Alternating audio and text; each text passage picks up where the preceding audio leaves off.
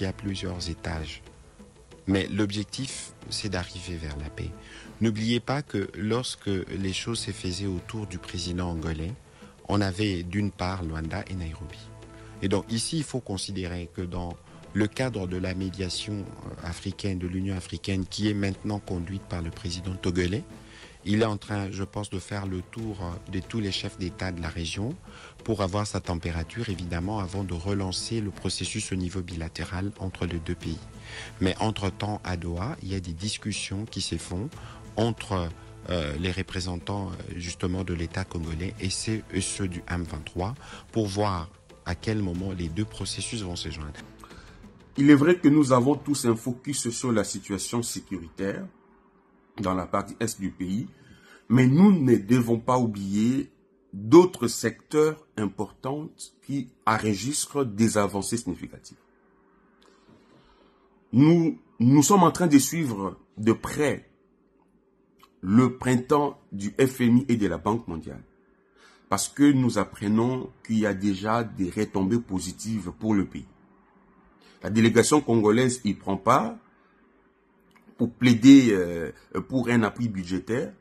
Mais ce qui est important dans ces assises, le pays peut s'en sortir avec un partenariat formel qui va permettre au pays d'avoir des moyens pour financer ses projets.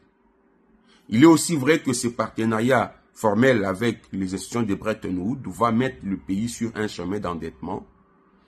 Mais ce qui nous rassure, c'est que le Congo aura la capacité de remboursement parce qu'aujourd'hui, avec la mobilisation de recettes, l'implantation de la bonne gouvernance, le Congo a assez mobilisé de moyens. D'ailleurs, nous sommes en mesure de financer nous-mêmes nos propres projets. Il y a l'exemple de Chit Katende. Et ceci ne peut en aucun cas constituer une inquiétude. C'est l'occasion ici de jeter des fleurs et de reconnaître publiquement le grand travail que Doudou Fomba est en train de faire à la tête du ministère des Finances, parce que nous sommes en train de noter des résultats très positifs.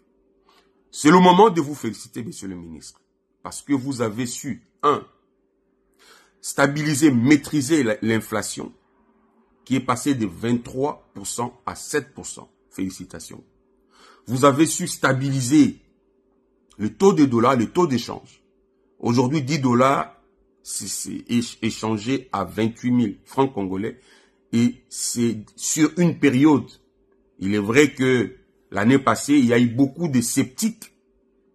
Mais cette année, nous sommes demeurés sur cette stabilité, ce qui prouve à suffisance que vous avez impulsé une nouvelle dynamique dans la gestion des finances publiques de l'État. Nous sommes très reconnaissants avec vous parce que vous avez aussi aidé la République à résoudre une question importante qui a tant souffert, la situation des militaires.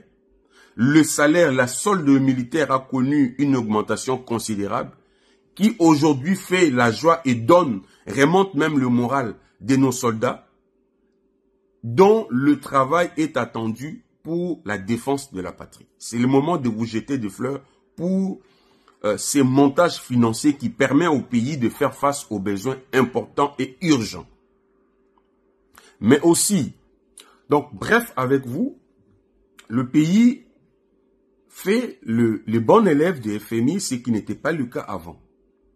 Et nous ne devons pas oublier aussi qu'avec vous, il n'y a plus de paiement en procédure d'urgence, tout passe par la chaîne des dépenses, et nous n'avons pas oublié aussi d'autres efforts que vous êtes en train de fournir pour diversifier l'économie congolaise. Il est important, et heureusement que vous y travaillez déjà, de diversifier l'économie congolaise, surtout avec l'agriculture.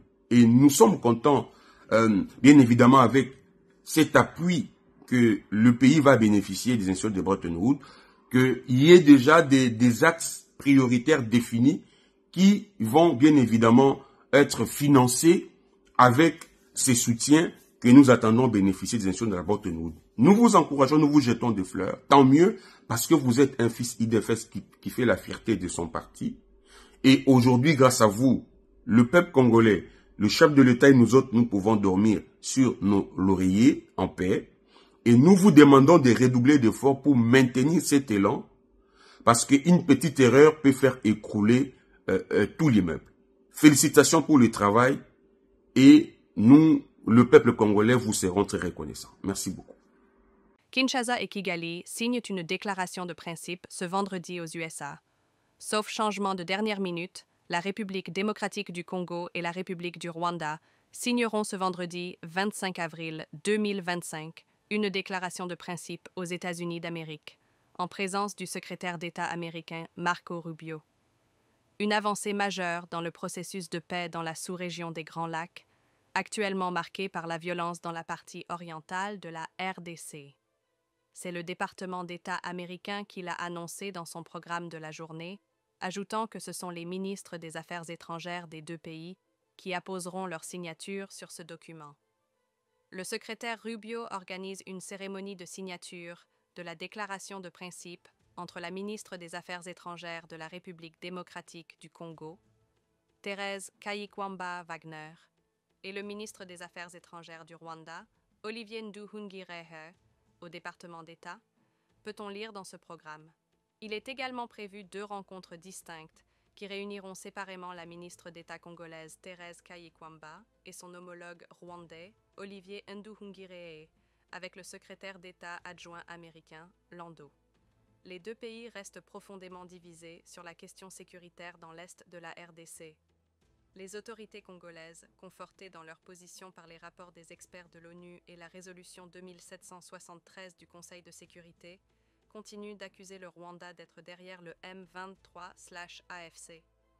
Kigali, de son côté, rejette ces accusations, soutenant qu'il s'agit d'un conflit interne entre Congolais. Cette rencontre aux États-Unis entre les chefs de la diplomatie congolaise et rwandaise intervient alors que des avancées significatives ont été enregistrées à Doha, où les délégations de la RDC et du M23, actuellement en pourparlers, ont signé une déclaration conjointe instaurant le principe d'un cessez-le-feu immédiat.